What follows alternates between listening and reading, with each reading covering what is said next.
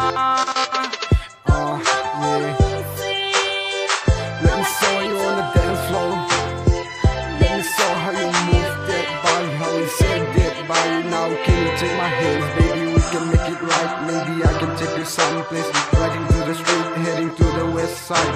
Gonna fulfill what you need. Gonna make it all night. Make you want it, make you have it, make you do this, make you sing this, sing this, sing this, sing this.